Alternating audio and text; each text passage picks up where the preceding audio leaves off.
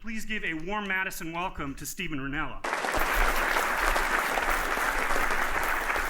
Thank you so much for coming out. I was brought up very much in a hunting and fishing household. To not hunt was somehow shameful in my head. It was just like what mattered. We could wander out of our house and hunt squirrels. At the time, you had to be 12 to hunt small game. We didn't wait that long. And for me, wild game were just a thing of fun and excitement.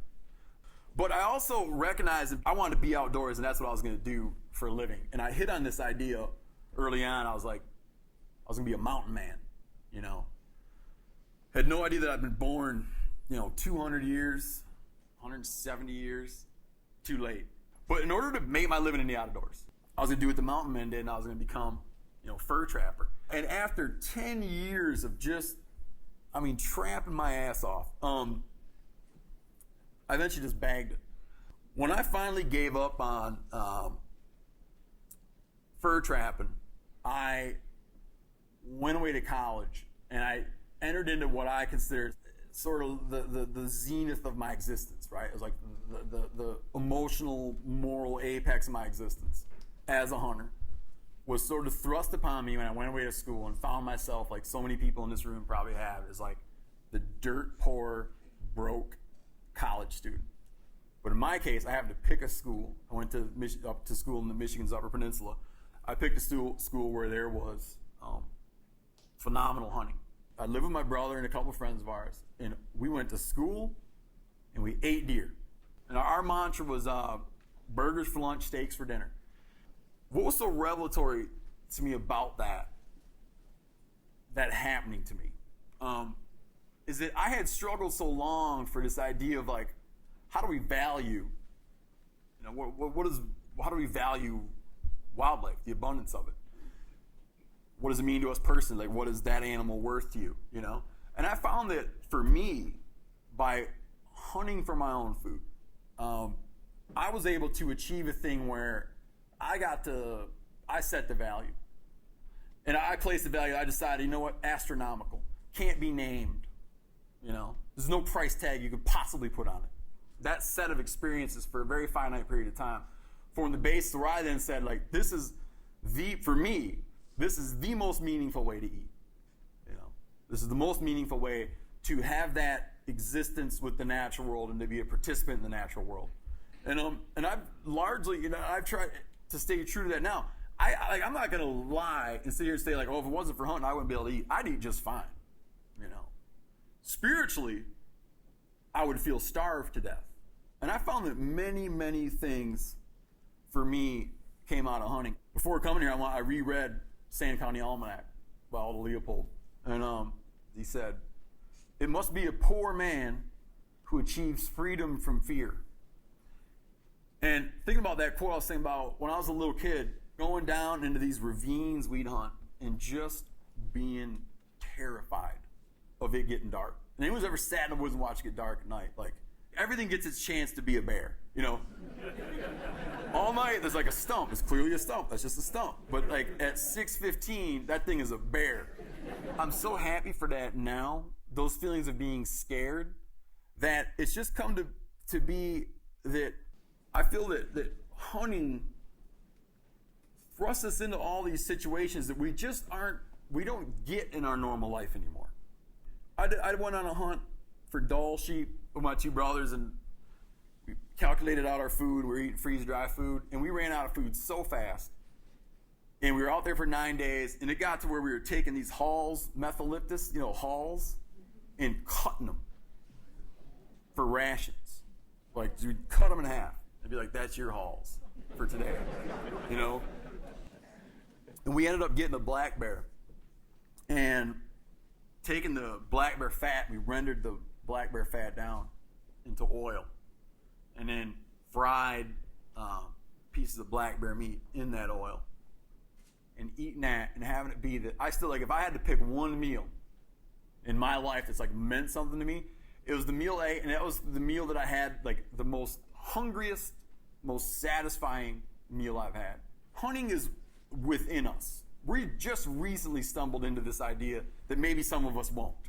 there's another writer I admire a lot, Thomas McGuane. In one of his books, he imagines this, in an essay he has about hunting, he imagines a conversation with an ardent anti-hunter. And the ardent anti-hunter says to McGuane, why do deer have to die for you? Would you die for deer? And McGuane says, yeah, if it came to that, you know. And I think that right there is a perspective that I think intense long-term exposure to the outdoors, intense long-term exposure to wild game brings you to that point. I think we'd say, yes, individual animals die for me, you know, the way species die for all species. But yeah, if it came down to it, and it was like it came down to me or the essence of wildlife, me or like the mega picture of wildlife, how would I go? I know how I would go. You know, there's not a doubt in my mind. I want to kind of touch on the trophy hunting aspect of hunting. Watch all your shows, read your books. You're like when I sit out in the woods, you're like my conscience talking verbally. But I consider myself a trophy hunter. Okay. I eat everything I kill, I eat. I don't like to kill stuff, but I love hunting. I love being in the woods. Mm-hmm. And I become a trophy hunter more from the aspect of killing older animals that aren't breeding anymore. They're kind of over their prime. Yeah. And yet when I watch a lot of your shows, my wife looks at me once in a while and says, you're kind of making a dig at what I like to do. No, I'm not. Once in a while I hear the trophy hunting aspect versus, you know, hunting for meat. But can you just touch on that a little bit? Yeah, absolutely, man. When we talk about the word trophy hunting, and we're getting into deep into semantics here, like meanings of words, we can say the word trophy hunting, and one thing that we might mean when we say it is I say it and I'm referring to what it means in the popular mind. Okay? I get people all the time be like, oh yeah, but you're not a trophy hunter. And I'm like, okay, I get what you think that is. What you think that is it's someone who views animals strictly as a symbol of their, that they're going to take something from the animal, waste the animal, take something with it and use it as like a bragging rights thing, right? That's what's in their head. So I might use the word, and I really don't think that I do, but I might use the word in that way where I'm referring to what they perceive that to be. All right? When I was a kid, if you killed a big buck, it was great. But if you killed a big buck, it's just because that's the one that came by. But I understand now, and I got a lot of friends who've arrived at a point where if you kill a 12-year-old doll ram, you're beating Old Man Winter by a couple months. They don't get older than that.